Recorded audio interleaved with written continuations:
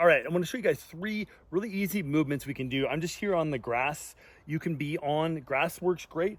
If you wanna be on like a stall mat, that works great too. Cement can be a little bit too harsh, especially if you're not conditioned for this, and I just don't see a lot of need or value to that. Having as minimal of a shoe, and if you're not a barefoot person already, you're gonna have to work into this. In general, this is gonna be a good theme. So less is definitely more, starting very simple, short little intervals and with a shoe on, preferably a minimal shoe that allows for the toes to spread out, because this is actually very good for our foot strength. Again, in the right dose at the right time. A lot of people do not spend time basically doing this reactive ground, hoppy, jumpy stuff, whatever you want to call it. And the first one I'm going to show you guys, and I am on grass here, so you'd be a little harder to see, but basically I'm locking, I'm getting really stiff. It looks a little awkward at first, but I'm getting stiff with my legs, and what I'm doing is trying to spring, getting a spring back in my ankles. So whether you want to call this, more of a movement primer, a nice little, getting that spring back in your step, because it is doing all that, and or just conditioning generally, physically preparing the body, or GPP like we call it. It fits all into that spectrum of things.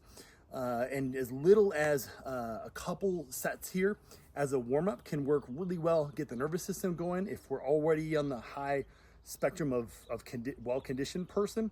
If we're deconditioned, again, we're gonna have to start really minimal. We're gonna just do maybe 15 seconds of this, take a nice long break, but at max, we're gonna do about a 1-to-1 ratio. So if I do this for about 15 seconds, which is usually a nice kind of sweet spot, I want it to still be snappy and powerful, but I'm just doing these nice little rebound pops with all of these movements I'm going to show you. It's not to try to get max height like we would in a true traditional plyometric. So keep those rules in mind. Again, about a 15-second interval. Remind you guys at the end a little bit too.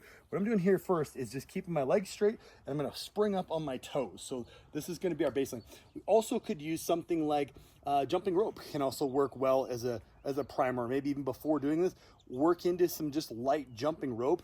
This is a great segue into this kind of stuff too. And again, we're armoring up, building our feet, building all this resiliency of our tissues, and ultimately getting more springy and performing better again too. So first one here, we're just hopping up on our toes. My heels are not touching down. I can start to add a little bit of pop with my hands if I want to, but generally I want people to just be really stiff and pop up on the toes, just like that. Again, about 15 seconds.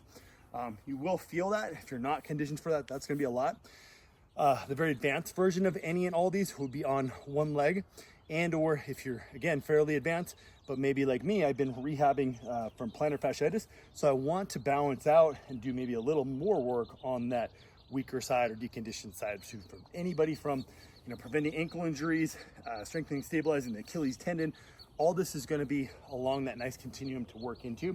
Our next one here is just basically a change of direction here. So we're just hopping at these different directions, and I can start very simple. It could just be more just on 2 feet, and I'm just going to slightly deviate a little bit. That might be enough for somebody who's not really well conditioned. Again, I'm trying not to go hard down onto my heels every time I land. I'm trying to stay springy up on the toes, and then I could work into forward and back here, or even some angles, and make it playful. And that would be about the max I would go to. Again, we're not trying to cover this huge plyometric big hoppy jumps. And the last one here, we want to get same kind of idea as the one we just did, but a little bit of elevation. So this would be, for most people, about as high as I would go.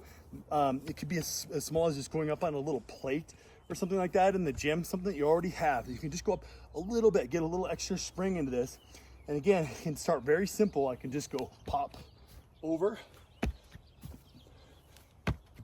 There, I'm kind of sitting down onto my heels a little bit, but if I'm going to spring back, I'm just going to lightly rebound, and just as much of that little reflexive pop. This one, again, knees are bent for this one, so I am loading in a more athletic position. So again, here, or I can start going just up and down. Would be great for a lot of people. The most advanced ones get pretty fun, where I can pop up, repeat that, or even going into these kind of areas where I choose to rotate in and out of these positions. So you can get all creative with that kind of stuff. Eventually, again, this is a long game kind of thing, couple weeks, if not months, before you're really popping up and adding all those odd angles to it. But something to work into. As much as once you're conditioned for this, people would benefit from probably up to 10 minutes of those intervals, meaning a total time of 10 minutes, maybe 15 seconds of work. You're doing like 30 seconds of rest. You can see I'm tired from just doing that, a little out of breath, but if I can pop up, take a little rest period, I could do 3 sets of each of those. If I want to really get into that nice conditioning base, and maybe a little detuned in that time of year, something that I haven't been doing a lot of this springy explosive stuff, and or just keep it in your program all the time, a couple times a week. Could be also a really good morning little primer where we're just doing 1 or 2 little sets and kind of peppering this in, playing with it. You'll add that resiliency, get that pop back that you're probably lacking unless you work on it. It's very much use it or lose it if you have this, whether you're an athlete or just a general person that wants to be a little bit more springy, reactive, athletic overall. So give these a try. Let me know how it goes, guys.